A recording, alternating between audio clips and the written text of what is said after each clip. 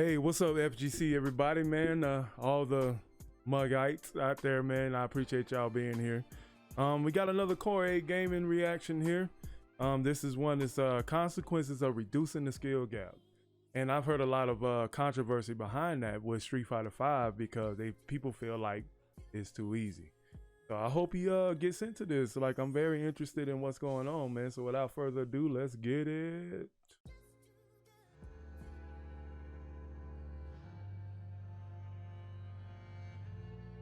The most significant moment in fighting game history is the Daigo parry, also known as Moment 37. It's been viewed over 30 million I'm gonna do a times, reaction to featured that in too. multiple documentaries, and of course, there's the book about it. There are a lot of reasons why it was such a big deal, but at the core of it, it was simply because it took a lot of skill. Yeah.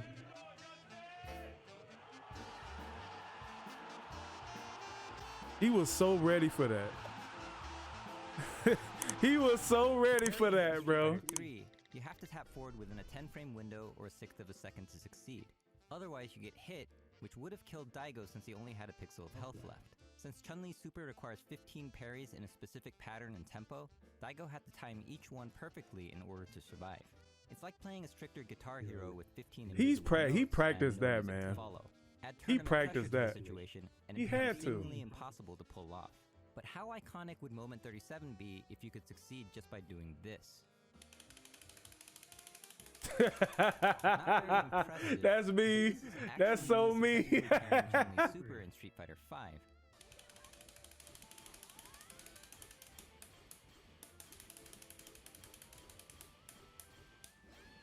Needless to say, this game is really lenient with inputs.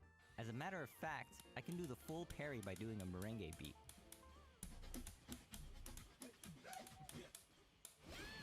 Why is it that lenient? I can't come on, man. You gotta be. They thought, if we make it easy, then anyone could be the next Diego. Diego. But this trend of easier games is not without its reasons. Competitive games are harder to get into because you can learn a game for hours and still know nothing about it. Right. Gamers are older now with real jobs and real responsibilities. After a bad day at work, the last thing you want to do is work for your entertainment. But for competitive folk, that extra work is the entertainment, also known as the journey. This creates an extremely wide spectrum of skill And that's why I levels. grind ranked. It's a journey. I like the journey. And depending on the game design, the skill gap will more or less reward those who have put more hours into the game or the game's predecessors. This has put game companies like Capcom, who have built loyal competitive fan bases, in a tough position. Appease the large pool of potential newcomers by lowering the skill gap, or be faithful to the smaller but more passionate competitive base by rewarding legacy skill and dedication. Well, you can do both. You know what I'm saying? You can do both. Just add what we talked about in the last video. Just add simple and advanced. That's it. That's it. If they would have just put that in Street Fighter V, the skill gap would have been super big. Super big. You know what I'm saying? And would have still been able to have that. The problem is that they want to make money, so they want to have more casual players enjoy the game too. And maybe that's why you get a lot of scrubbery online, you know what I'm saying? On top of this, you now have to entertain the spectators who might not even play the game, but then do it in a way that makes sponsors happy. Arcana might like Mika's default costume, but ESPN might like not losing their sponsors. Right. By attempting to satisfy so many different groups, the game itself starts to get shaped by people who don't care about the game other than its potential return on investment, or people who think running out the clock with a life lead makes you a douchebag. There's nothing new about broadening the appeal of the game, but now it's gotten to the point where highly respected pro players are literally calling the developers of the game retarded. The guy who created the boxer, or the concept of the boxer, is retarded. That's what he said. So he can totally understand that, you know, their intention, Capcom's intention, but he cannot like accept their way. For him, like, it's like elementary school students creating the patch. What's going on here? Wow. What's happening? What's going on? To get to the root of the I issue, wouldn't say let's start that. with the party game. Drinking games like beer pong can be explained in a few minutes, and it's not uncommon for people playing for the first time to win. Party games like these are characterized by easy-to-learn rules, no training requirement, and low stakes. In other words, less effort required. This is why one of the worst things you can say about a competitive game is that it resembles a party game in some way. I stream Smash 4 when I want to have fun. Wow. More Wow. there. So Of course, he not Mugetsu even taking was Smash also a later seriously. game referred to as a party game. And this is because the game was originally designed as one, according to its creator, Yeah. Masahiro Sakurai. But the Yeah, community made it everybody knew that. competitive by creating rules such as no items and banning certain stages in order to remove uncertainty in outcome, also known as luck, according to Magic the Gathering creator Richard Garfield. It's hard to see who the better player is when everyone keeps getting killed by random NPCs or random items. But luck is actually great for party games because they protect egos. Players can attribute their wins to skill, but blame chance on their losses. You need Right. to accept that you suck, so everyone is happy. Right. Until they get bored and make the game more interesting by raising the stakes. When money, pride, or even just beers are on the line, rules are likely to be changed or added to reduce luck. Suddenly the ball has to be a certain size, and randomizers like dice get thrown out. Even chess, Deflate which gate. is regarded as the ultimate example of skill-based gaming, used to be played with dice in one of its earliest forms known as Chadaraji. In earlier Street I never Fighter played games, that the before. amount of stun your attacks did was DJ, random in a what's certain range, up? and sometimes you'd get dizzy in a very few hits. In later games, Yeah, however, attacks yeah, do a they fixed gave amount us of DJ. stun, reducing the luck factor. Competitive players generally accept these kinds of changes, but what happens when you take a matured competitive franchise and add uncertainty in outcome? It's very difficult to add luck to an existing game, and that's because the existing audience likes the way they're rewarded, right? The good players are getting a lot of accolades, Right. and adding luck is going to reduce them. Right. When you lower the skill gap, the better player is simply going to lose more often, and games like Street Fighter V were made with this in mind. This isn't just a conspiracy theory, because Capcom never kept it a secret. The idea that Lupe Fiasco won and he beat Daigo, what do you think a moment like that means to a larger audience outside of the FGC, if at all? Look, we all know. I believe Daigo got caught bank. I believe Daigo took a check and let Lupe win. The competitive, like, it's sort of like wrestling, man. When you got a newcomer, say like Rock and Roman Reigns supposed to be going at it at WrestleMania, or whatever pay-per-view they supposed to be going at it in. It's the thing is like you put them over. You know what I'm saying? Lupe ain't competed in the tournament since that. You know what I'm saying? He's a casual player, but come on, man. Like that was fun. Daigo didn't even care about that. I think it just speaks to the accessibility of Street Fighter V. You know, I mean, it just shows that anyone could really become a champion in this game if they tried. Not really. So what Not did really. they do to the game to achieve this? How did the sausage of Street Fighter V get made? Whoever had the idea to design this game, okay, to be shitty like this, was... Is that F champ? Okay, well, we have to create a Street Fighter because we're gonna promote it on esports, but we have to create a game that would close in the gap versus the guys who's been playing Street Fighter for 10 to 20 years versus somebody who just picked up a controller. These changes cause more upsets and unpredictable matches, which might be exciting for spectators and newcomers, but gives near heart attacks to even the most consistent pros. Taking Fudo to the last round. Very impressive. Yeah. Definitely give some heart attack. But a game designed to cater towards newcomers and spectators comes with a price. But don't it take skill to get to the finals of any kind of tournament? Intermediate players are now able to perform any combo with little to no effort, even the deadliest ones. This lowers combo variety and ultimately hurts the ability of the players to express themselves. Right. I agree with that. I agree with that because you're basically stuck in a loophole of playing a certain way. Like sort of like I'm a Ryu main. There's a certain way you play with Ryu, and if you don't play like that, then your style is really looked down upon. Like, you know, when you got Just Fog, Tajami, BB, you know, Chris Davao, Strange Hell, Chuckaduke, you know what I'm saying, Land Ryu. Like, you got, you know, those guys who express Ryu in different ways. You know what I'm saying? But I feel like there's certain people excel at being a different type of player. You know what I'm saying? Some players are better at whiff punishing. Some players are defensive. Some are heavily offensive. So, okay. Like a really special, or try to have like my signature technique with my character. This is not going to happen in this game. Okay. Because all the combo, anyone can do it. saddest of all, the skills of combo masters like Sakonoko are trivialized because anyone can do the same combos that he does. In addition to max damage combos being easier, the game unapologetically made defensive options terrible, and they're getting worse. You're trying to prevent something from happening, but you're so limited in defensive options. I definitely feel like there needs to be some kind of defensive option in the game. I obviously like I agree season with one more that. because there was a little bit more defensive options. Okay. So season 2 is obviously more towards aggression and just more excitement for people to watch. The end result is volatility. You see all these comeback videos every single day, where that's the norm. Comebacks don't matter anymore. They're not impressive anymore. No. A comeback is You sound like a hater. I get that defensive play is bad for spectators, but even Guilty Gear Xrd, a game that actually empties your resources for playing too defensively, has rich defensive options like faultless defense that rewards good resource management and instant block which rewards precise timing. Alongside volatile gameplay, the drastic balance changes have put pro players in a guessing game called Who Does Capcom Like? They didn't really want the game to be balanced, I don't think.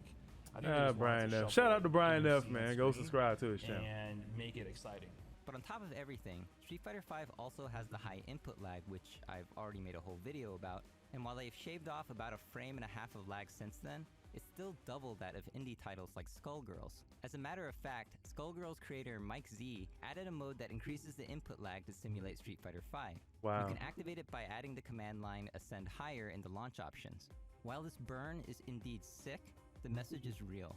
Input lag decreases your control over your character and necessarily rewards prediction over reactions, which creates more uncertainty in outcome. You have to play with the you have to play with the lag, you do, right. because if you let it dictate too much of your gameplay, like if you're trying to react with punish stuff too much, you're gonna get screwed. But you might be thinking, if Street Fighter V is so random, then why do we still see players who do well consistently? It's for the same reason why we see consistency in professional poker. Players like Daniel Negreanu have won 6 World Series of Poker bracelets and over $30 million in prize money despite playing a game that's literally gambling.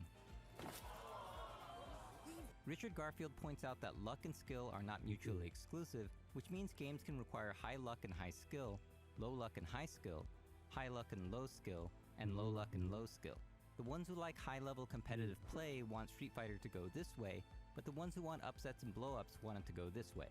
When it goes too far in one direction, it won't feel like the same franchise anymore. So how do you balance that out? Totally not a Street Fighter game. This is like Marvel with lag. But fans of the series will dispute what makes a real Street Fighter game because people have different tastes. Is it about footsies, zoning, execution, tech, reads? There's no definite answer because there's no official Street Fighter constitution that defines the franchise in terms of gameplay. This is why Moment 37, and others like it, is so important to the fighting game community. Moments like these act as articles to an unwritten constitution that define what makes a franchise meaningful to us. Right. The excitement you hear in this video isn't just because there was a comeback. It's because the comeback looked impossible. Making it easy so anyone could be the next Diego profoundly misunderstands what makes Street Fighter exciting and makes the players Isn't it profoundly Diego? sad. Why is he saying Diego? And this isn't just Street Fighter. We also saw this when Metal Gear cynically turned into a survival horror game and when Call of Duty went sci-fi. The thing is, these could all be great games if they were made for a different franchise. Followers of this channel know I loved Rising Thunder, but I would never want one-button Shoryukens in Street Fighter. Competitive games are becoming lifestyle games with many years of support. We spend so much of our lives playing, watching, streaming, and traveling to tournaments, which is why communication from the developers is more important than ever before. Yeah, I do think that the communication from the developers need to be a lot better. As far as like what the rules of the game, like dang, I lost my train of thought. There do need to be more communication from the developers as far as like what this game is, the foundation of this game. We all know it lore wise, but you know what I'm saying, there just need to, we don't need to feel like you guys only want our money. Do the game developers want our enjoyment? Do they want us to be long-lasting players? Do they want us to love the franchise?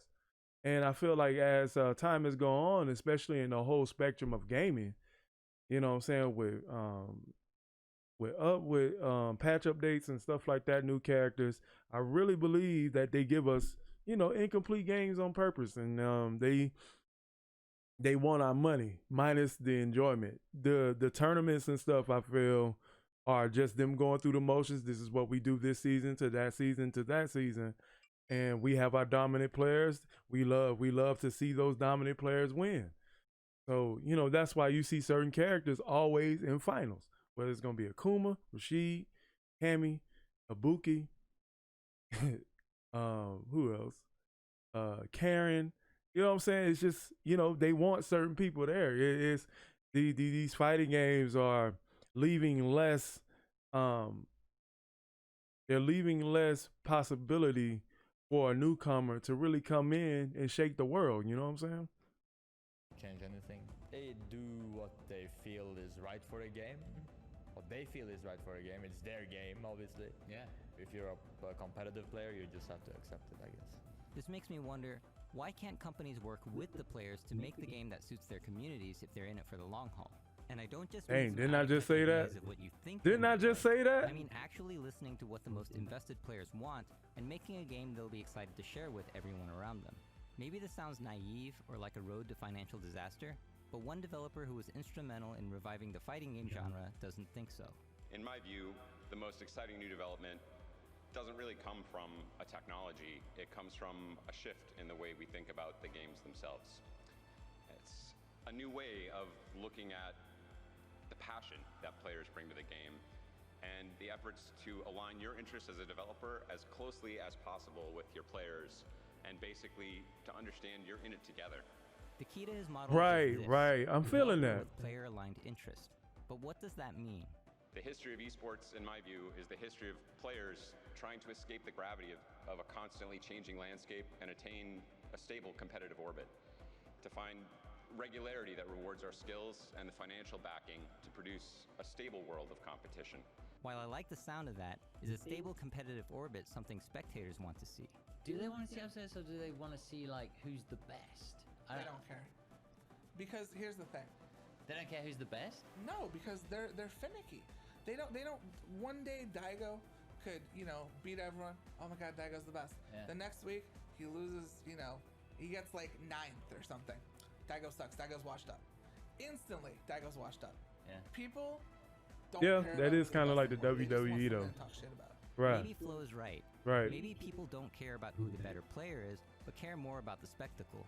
If true, the model might look like this. But notice how the focus on player and competition is gone, and how player passion is replaced by sponsor interest. Why? Because I imagine players would have a hard time being passionate about being made a spectacle. Just a guess.